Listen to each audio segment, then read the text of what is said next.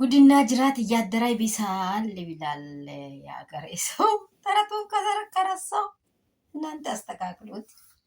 አብርሃም እንግዲህ እኔ እዚህ ስፍራ ላይ ቀንም ተናግሬያለሁ። ሄርሜላ ስትቀበይ ማወቅ ያለብሽ ነገር ልክ ቅድም እንዳወራሁት ዝናቡ ሲያባራ የሚሄድ ሰው መሆኑን በደንብ አረጋግጠሽ ይሄ የአንቺ ህይወት ነው። እኛ ሩታን አገብቶ ይኑር ትክክለኛ መንገዱ ትዳሩ ላይ ይቁም ብለን ለፍልፈናል። አብርሃም በዚህ ይሰማል፣ በዚህ ያፈሳል። ቤተሰቡ ደግሞ በዚህ ጎነጉኖታል፣ ያስገቡታል፣ ደግሞ ሌላ ይተክሉልሃል።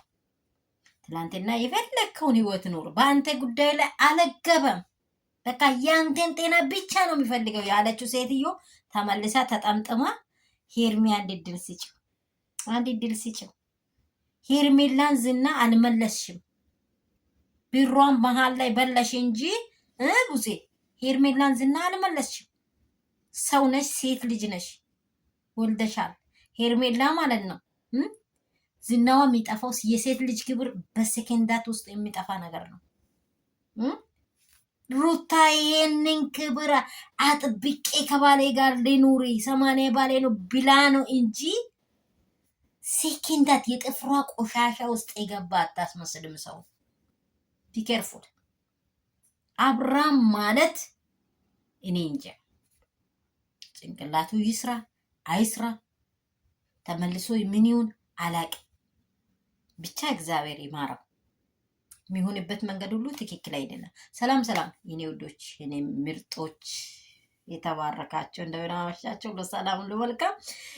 እንግዲህ አብርሃም እያለ ነው። አሁንም ትላንትና አላቅሽም ብሎ የገፋት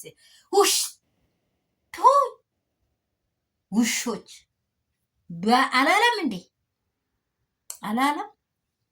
የልጁን እናት አብራ ደግሞ ብዙ ሰዓት ሴት ናትና ያሳለፈችውን ሄርሜላን እንኳን በዛን ቀን እኔ ፍቅር ከአንቺ ጋርም መኖር አልፈልግም፣ አንቺ መጠሽ እንጂ እኔ አልፈልግም፣ ሄርሜላ ከመጣች ከሄርሜላ ጋር ነው የሚኖረው ብሎ እዛን ቀን ቢመርጥ ሄርሜላ ዛሬ ትክክለኛ ወኔ ታገኛለች።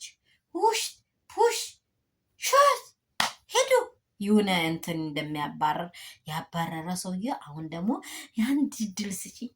የምር ዝቃጭ ማለት ነው። ዝቃጭ የምር ምንም በሉኝ ዝቃጭ